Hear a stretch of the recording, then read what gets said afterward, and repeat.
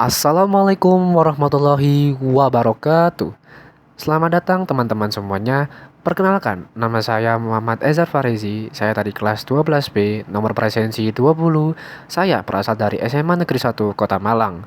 Pada kesempatan yang berbahagia ini, saya akan membahas sebuah karya sastra atau meresensi sebuah karya, lebih tepatnya karya sastra yang sangat menyentuh, menggugah hati dan juga memiliki syarat makna bagi saya, yaitu berjudul Laut Bercerita, novel dari karya Leila S. Chudori.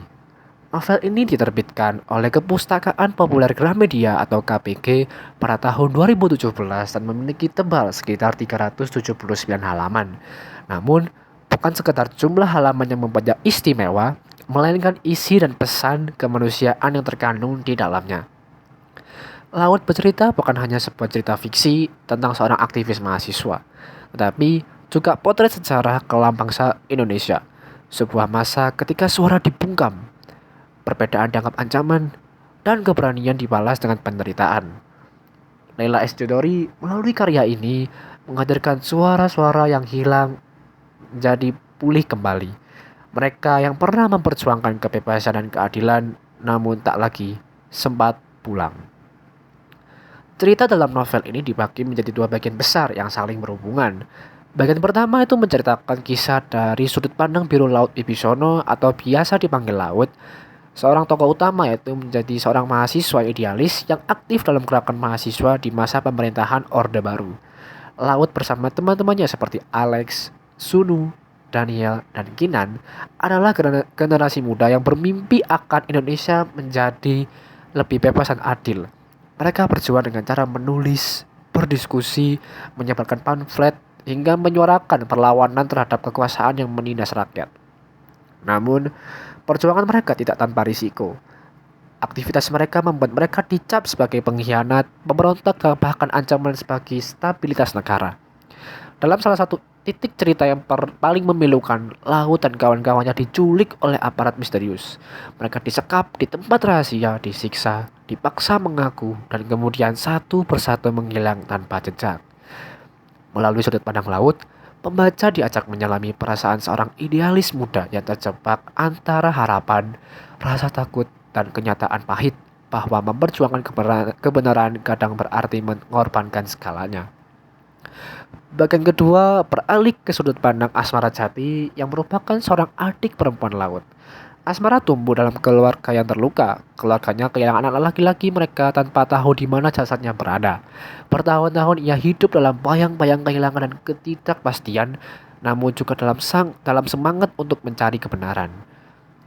Dari mata Asmara, pembaca melihat sisi lain dari tragedi ini. Bukan hanya perjuangan mereka yang hilang, tetapi juga penderitaan keluarga yang ditinggalkan.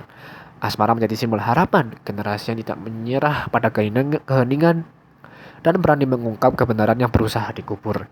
Dan dua bagian ini menjadi satu dengan sangat indah dan menyedihkan menurut saya. Jika bagian pertama adalah suara yang dibungkam, maka bagian kedua adalah suara yang menuntut agar kebenaran itu kembali berbicara. Dari segi tema, menurut saya, Laut Bercerita mengangkat tema besar tentang kemanusiaan, perjuangan, kehilangan, dan juga pencarian kebenaran.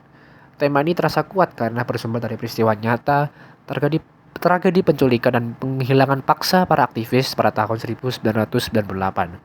Meski fiksi, kisahnya berakar dari kenyataan yang pahit, sehingga pembaca bisa merasakan kesedihan yang sama dengan keluarga korban di dunia nyata.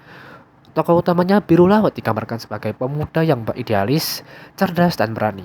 Ia bukan pahlawan sempurna, tetapi ia merupakan manusia biasa yang mencintai ilmu, sahabat, dan keadilan. Ia juga punya rasa takut, namun tidak membiarkan ketakutan itu menghentikannya. Sedangkan Asmara Jati, adik Laut, melambangkan kesetiaan dan kekuatan hati. Dalam dirinya, hidup cinta seorang adik kepada kakaknya sekaligus semangat untuk melawan lupa. Keduanya menciptakan keseimbangan antara perjuangan dan pengharapan, antara kehilangan dan pencarian. Tokoh-tokoh pendukung seperti Alex, Kinan, Daniel, dan Sunu juga punya karakter yang kuat.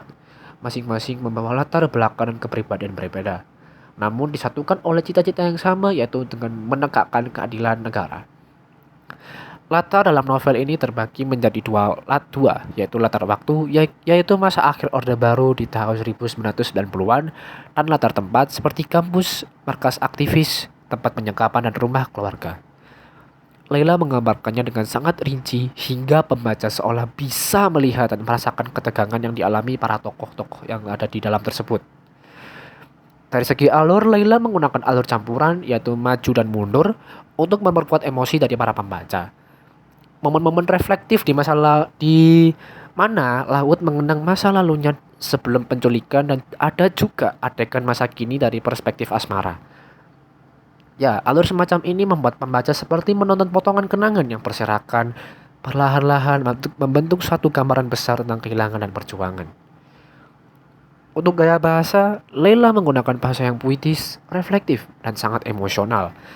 Kalimat-kalimatnya seringkali pendek tapi mengandung makna yang dalam. Contohnya ketika Laut berkata, "Kami bukan ingin menjadi pahlawan. Kami hanya ingin hidup dengan kepala tegak." Nah, kutipan tersebut itu menunjukkan keindahan bahasa Leila yang sederhana tapi menggugah bagi para pembaca. Lalu, Laut bercerita bukan hanya kisah kehilangan, tapi juga tentang memori kolektif bangsa. Melalui kisah ini, Leila S. Chudori ingin mengingatkan bahwa setiap perjuangan manusia, sekecil apapun punya makna. Novel ini menyuarakan nilai-nilai keberanian, kemanusiaan, kesetiaan, dan kejujuran. Dari segi nilai sosial, novel ini memperlihatkan bagaimana kekuasaan bisa begitu kejam terhadap rakyatnya sendiri, dan bagaimana ketakutan membuat masyarakat memilih diam. Tapi, di balik diam itu selalu ada orang-orang seperti Laut dan Asmara yang tetap berani bersuara. Dari nilai moral, kita belajar bahwa memperjuangkan kebenaran bukanlah hal yang mudah. Terkadang, keberanian berarti kehilangan, tapi diam berarti mati pelan-pelan. Novel ini menanamkan pesan agar generasi muda tidak melupakan sejarah, karena dari sejarah itulah kita belajar untuk menjadi manusia yang lebih sadar dan berempati. Dari nilai kemanusiaan, Leila menunjukkan bahwa penderitaan korban pelanggaran HAM bukan hanya urusan masa lalu, tetapi juga tanggung jawab kita hari ini. Untuk terus mengingat, memahami, dan memperjuangkan keadilan bagi mereka yang telah hilang. Kelebihan dan kekurangan yang bisa saya dapatkan dari karya ini adalah kelebihannya Leila Chudori memiliki tema yang sangat kuat dan relevan dengan sejarah bangsa, lalu tokoh-tokohnya hidup dan realistis, gaya bahasa yang indah dan penuh perasaan, lalu struktur cerita yang rapi dan emosional bagi para pembaca tentunya, hingga pesan kemanusiaan yang mendalam, yang membuat pembaca merenung bahkan setelah halaman terakhir ditutup. Namun menurut saya ada juga kekurangan yang dimiliki dari karya ini, yaitu alur yang kadang terasa lambat karena detail yang begitu panjang. Beberapa pembaca mungkin merasa bagian deskriptifnya terlalu berat, tapi justru disitulah kelebihan Laila. Ia ingin pembaca tidak sekedar membaca, tapi juga merasakan apa yang sedang dirasakan oleh tokoh di karya tersebut. Secara keseluruhan, Laut Bercerita adalah salah satu karya sastra Indonesia yang sudah banyak dikenal oleh orang banyak dan menjadi salah satu karya yang terbaik di era modern sekarang. Leila S. Chudori juga berhasil menulis dengan hati dan empati. Ia juga bukan hanya bercerita tentang masa lalu, tetapi juga mengingatkan kita akan tanggung jawab masa kini untuk tidak melupakan mereka yang hilang, untuk tidak tinggal diam ketika ketidakadilan terjadi, dan juga untuk selalu berani menyuarakan kebenaran kita. Sebagai penutup, Laut Bercerita bukan hanya novel, tetapi suara. Suara dari mereka yang telah lama dibungkam, suara dari keluarga yang menunggu tanpa kepastian, dan suara dari hati kita semua yang ingin hidup dalam dunia yang lebih adil dan manusiawi. Melalui kisah Biru Laut dan Asmara Jati, kita diingatkan bahwa meski seseorang bisa hilang secara fisik, cerita mereka akan terus hidup selama masih ada yang bersedia mendengarkan. Terima kasih sudah menyimak resensi saya. Terima kasih buat teman-teman yang sudah menyimak resensi saya. Mohon maaf bila ada salah kata atau perbuatan yang kurang berkenan bagi teman-teman semua yang menonton resensi saya. Sekian, wassalamualaikum warahmatullahi wabarakatuh. See you.